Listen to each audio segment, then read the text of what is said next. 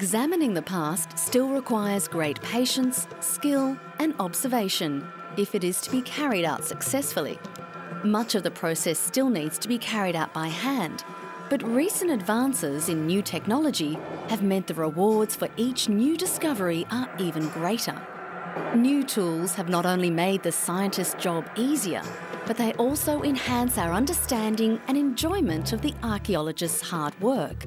Not only do we know more about the way people lived and the buildings they lived in, we can now simulate being in them.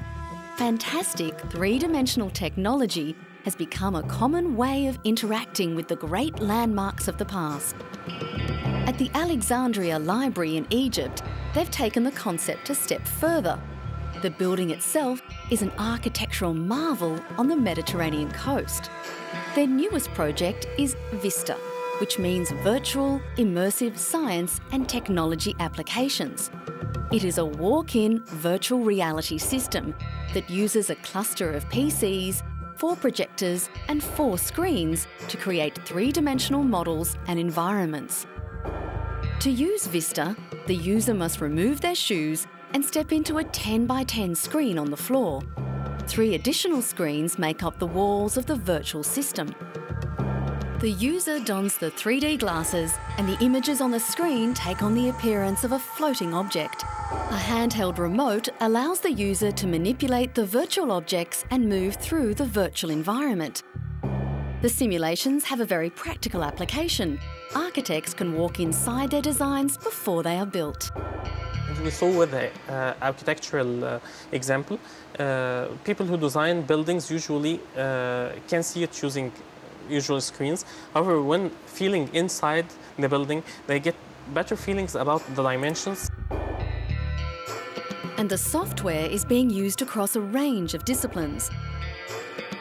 So this system is useful for a variety of domains, like, for example, doctors to visualize details inside the human body, or for genetics as to construct some sequences, or for even engineering, as we saw with the engine example, as to make drawings or update them or have things attached to each other in some way. One of the screens is movable and can either create a cube or a large L screen that can be viewed by larger audiences.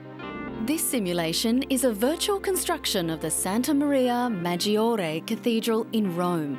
It allows the user to walk in between columns and even fly several feet above the ground to inspect the ceiling. A sensor on one of the 3D glasses helps the user interact with the 3D model. The library has implemented virtual technologies in other areas of the complex.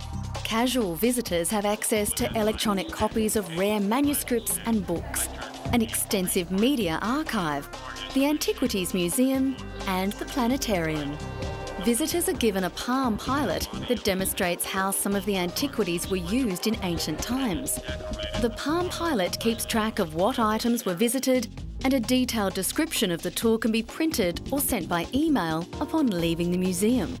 The facility is the first of its kind in the Middle East and Africa, and is hoped the library will attract more research and development to Egypt. We are providing actually the tools, and we are linking researchers from all over the world to the library to do research with the universities in Egypt and abroad, and the libraries.